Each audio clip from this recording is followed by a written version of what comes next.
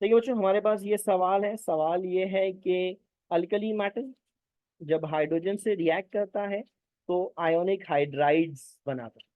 ठीक है ना।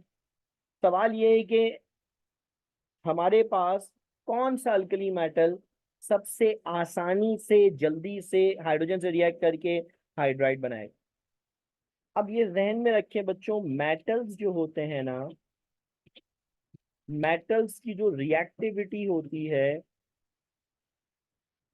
वो इंक्रीज करती है डाउन द ग्रुप,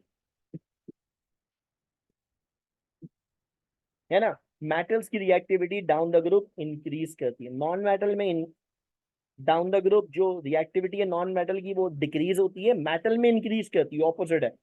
इसका मतलब ये हुआ कि अल्कली मेटल का मोस्ट रिएक्टिव मेटल कौन सा होना चाहिए, जो बॉटम ऑफ द ग्रुप के अंदर मौजूद है, और लीस्ट रिएक्टिव कौन सा होना चाहिए, जो टॉप के ऊपर है। तो लिथियम हमारे पास क्या है बच्चों, लिथियम अगर हम अल्कली मेटल लिखें, lithium, sodium, potassium, rubidium, caesium, पेंशियम तो खैर रेडियो एक्टिव तो उसको छोड़ ही देते हैं। तो ये जो हमारे पास हजरत है लिथियम, ये लीस्ट रिएक्टिव मेटल में आएंगे